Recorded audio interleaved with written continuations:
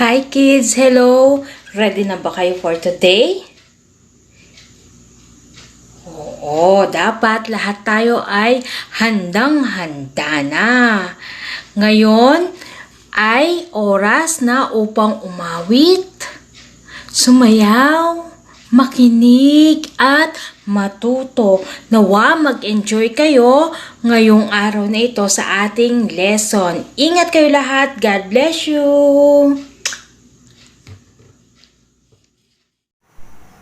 Mga bata, tayo ay manalangin.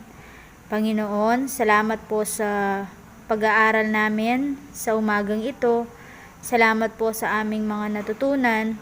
Salamat Panginoon dahil tinuruan mo kami kung paano magbigay at i-share kung ano yung meron sa amin. Panginoon, dalangin ko po na kahit nasa pandemic po kami, ang mga salita mo ang magbibigay sa amin ng kalakasan upang magpatuloy kami. Maraming salamat po. Amen.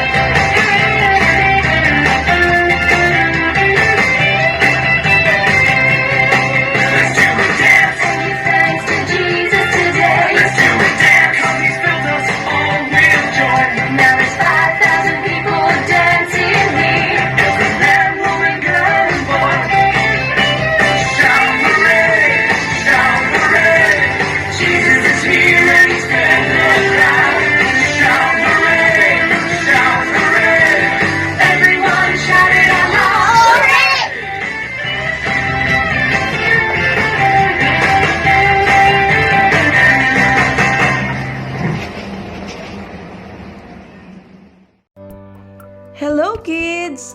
Ang ating memory verse ngayon ay makikita natin sa Mateo chapter 14 verse 20. At ang sabi, at ang mga kumain ay may 5,000 lalaki, bukod pa sa mga babae at sa mga bata. Hahatiin natin ito sa 4 upang mabilis nating matandaan. Una, at ang mga kumain. Pangalawa, ay may 5,000 lalaki. Pangatlo, bukod pa sa mga babae. At pang-4, at sa mga bata. Ating basahin ito ng tuloy-tuloy. At ang mga kumain ay may 5,000 lalaki, bukod pa sa mga babae at sa mga bata. Mateo chapter 14 verse 20. Minsan pa, at ang mga kumain ay may 5,000 lalaki, bukod pa sa mga babae at sa mga bata. Mateo chapter 14 verse 20. At ngayon tatanggalin naman natin yung mga nakasulat, picture lamang. At ang mga kumain ay may 5,000 lalaki, bukod pa sa mga babae at sa mga bata. Mateo chapter 14 verse 20. Minsan pa, at ang mga kumain ay may 5,000 lalaki, bukod pa sa mga babae at sa mga bata. Mateo chapter 14 verse 20. At ngayon, kayo lang.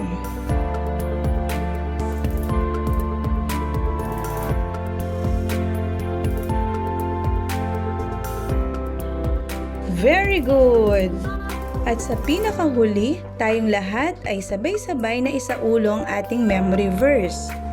At ang mga kumain ay may 5,000 lalaki, bukod pa sa mga babae at sa mga bata. Mateo chapter 14 verse 20. God bless you kids!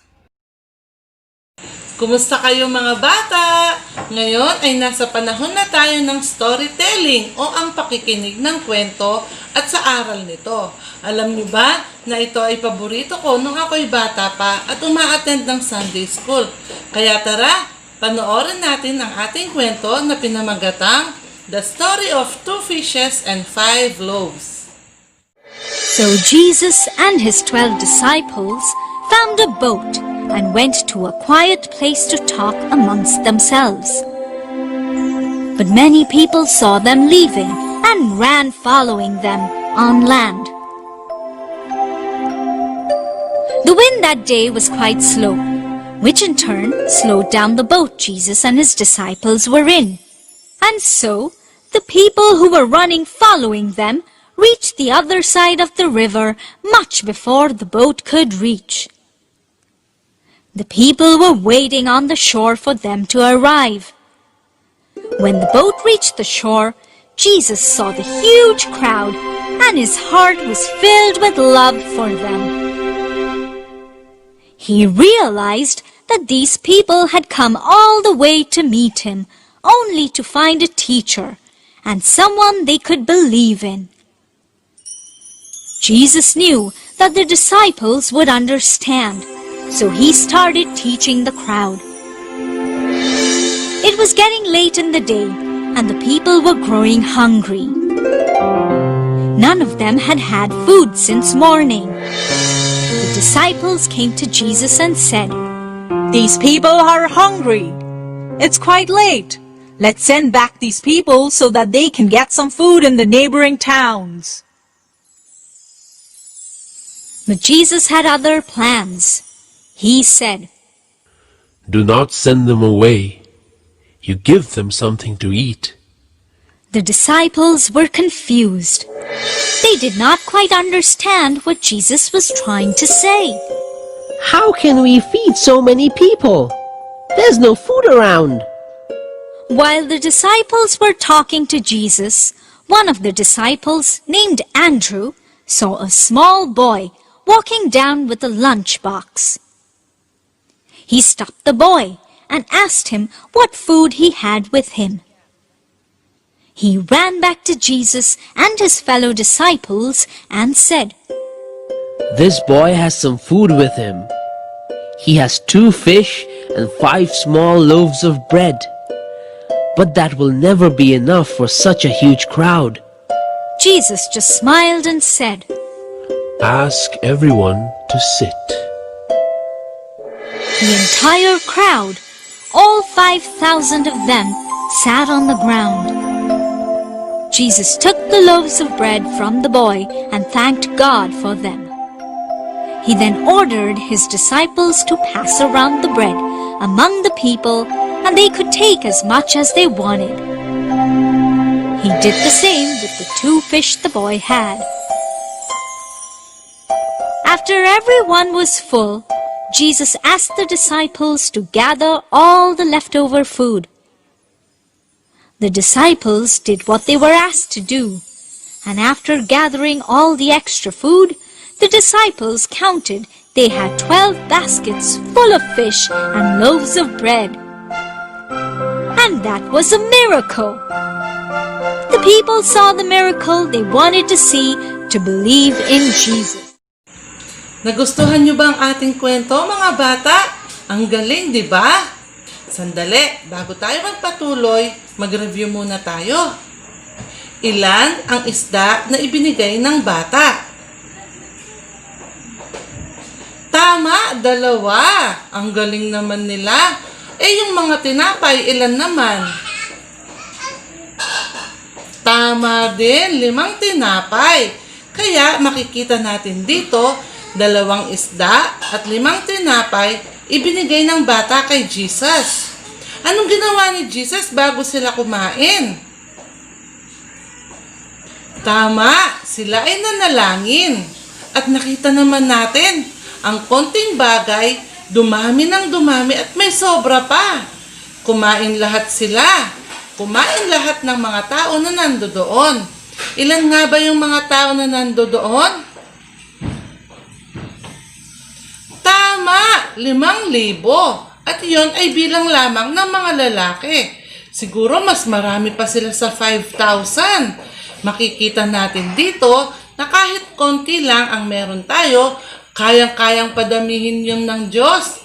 Lalo't higit kapag binibigay natin ang best natin kay Jesus. Kunwari, maliit na bata ka pa lang ngayon pero gusto mong kumanta sa choir. Kayang-kaya mong gamitin yung boses na yan para kay Jesus. At habang lumalaki ka, gaganda at gaganda ang boses mo. Tingnan nyo nga sa sarili nyo ngayon, ano yung meron kayo? Ayan, may pagmamahal kayo kay Jesus. Maliit lang na bagay para sa inyo yan, pero kayang padamihin ng Lord yan. Kasi ang Panginoon, walang imposible sa Kanya. Kaya niyang gawing maraming bagay ang nagsimula sa maliit na bagay. Kaya mga bata, tatandaan ninyo ha, kahit ano yung meron kayo, basta ibigay nyo yan sa Panginoon at ginawa ang best nyo, magiging maganda at magiging pagpapala kayo sa iba at nawa, itong kwento natin ay marami kayong natutunan. Salamat mga bata! Bye-bye! Hello kids! Handa na ba kayo para sa ating art activity? Multiplier loaves and fish. Kunin natin ang ating bond paper, long or short, and then tupiin natin sa gitna. Tupiin natin muli upang ito ay maging 4 na parte. Itupi natin itong muli sa gitna.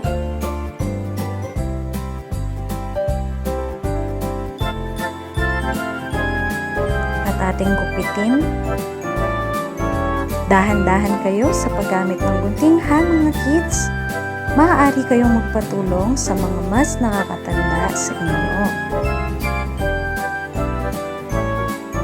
Gamit ang pasted glue, ating pagdikitin ang magkabilang dulo nito.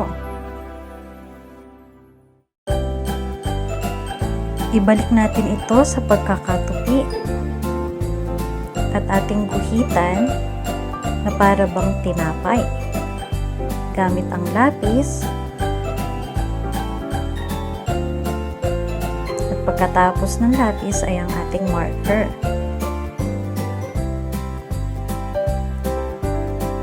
Atin din itong kulayan para magkaroon ng buhay ang kanyang itsura.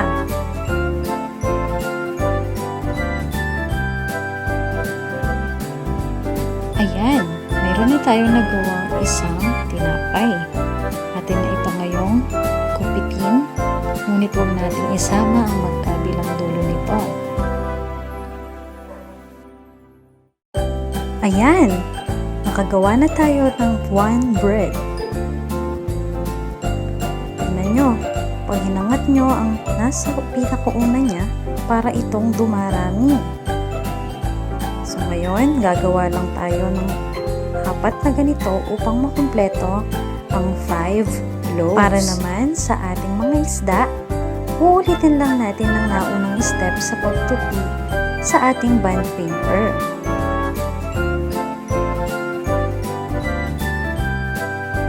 Gupitin ang gitnang bahagi nito. Pagdikitin ang magkabilang dulo gamit ang glue or paste. At ngayon, guguhit na tayo ng isang isda.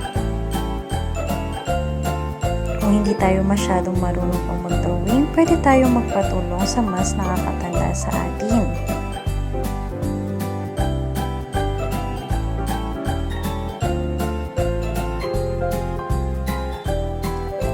Gamitin ang marker upang sundan ang ginuhit natin kanina sa lapis.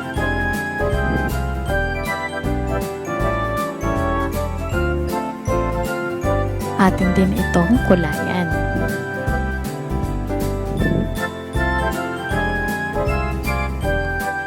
Muli ay gupitin ang ating ginawang isda, ngunit huwag nating isasama ang magkabilang dulo kamukha ng ginawa natin sa tinapay. Ayan, nagawa na natin ang isang isda. Gagawa na lang tayo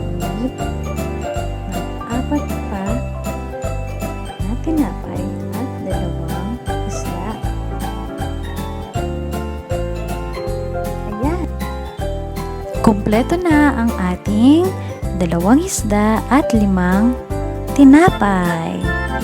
Kita nyo ba, kids? Para silang dumarami kapag inaangat ang nasa unahan.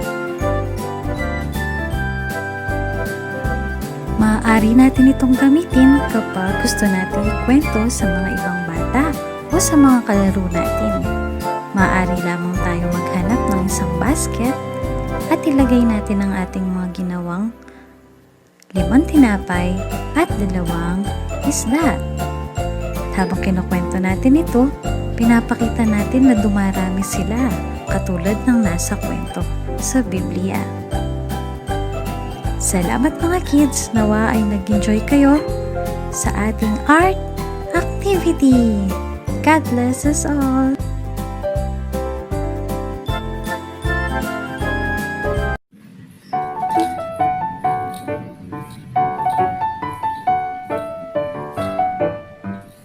Hello, kids! Kamusta kayo? Na-miss niyo ba ako? Ako, na-miss ko kayo. Nakinig ba kayo ng mabuti? May natutunan ba kayo? Ako, nakinig ako ng mabuti. Kaya, mayroon akong natutunan sa ating lesson ngayon. Ito ang aking natutunan, kids. I-share ko sa inyo. Ano man ang mayroon tayo, kahit ito ay kakakunti lang o maliit lang, kung ito ay ating ibibigay o gagamitin para sa gawain ng Diyos at para sa ating kapwa, ito ay magbibigay ng malaking pakinabang. At alam niyo ba, kids, habang tayo ay nagbibigay, hindi tayo mauubusan o mawawalan. Kasi lalo tayong ibibless ni Jesus. Kaya kids, huwag maghinayang na magbigay ng kung ano ang mayroon tayo para sa Panginoon at para sa ating kapwa. Hanggang sa muli, ito nga pala si Kikay! God bless you, kids! Bye-bye! Magandang araw sa inyo mga kids. Sa araw na ito ay marami kayong napulot at marami kayong natutunan sa ating aral, sa ating lesson. At ang isang lesson na nakuha natin ay ang Panginoon ay maraming ginagawa at nagpo-provide sa mga pangangailangan natin sa buhay. Sabi nga ng isang awit, si Jesus ay Waymaker, Miracle Worker, and Promise Keeper. At ganito yung awit, sabi niya, Waymaker, Miracle Worker, Promise Keeper, Light in the darkness, my God, that is who you are. Tandaan nyo yan mga kids, ang Panginoon ay nagbibigay ng mga pangangailangan natin at gumagawa ng kahit hindi natin nakikita. Kaya naman, lagi nating asahan ang Panginoon sa bawat oras. God bless mga kids!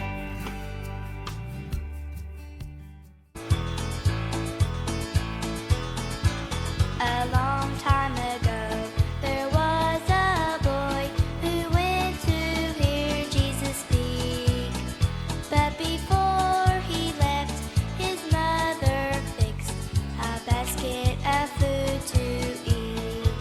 She fixed him loaves and fishes, loaves and fishes, loaves and fishes to eat that day. 5 loaves of bread and 2 little fishes, loaves and fishes to eat. Jesus talked for hours and hours, and nobody wanted to leave. The apostles found that only the boy had anything to eat. He had the loaves and fishes, loaves and fishes, loaves and fishes to eat that day. 5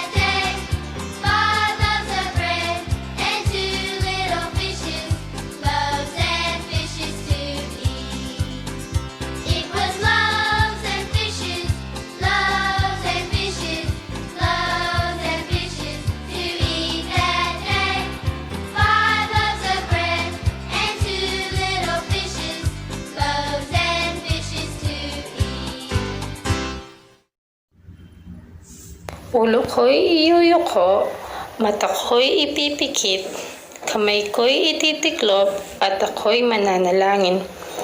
Salamat Panginoon sa araw na to na binigay niyo sa amin. Salamat sa magandang buhay na pinagkaloob niyo sa amin.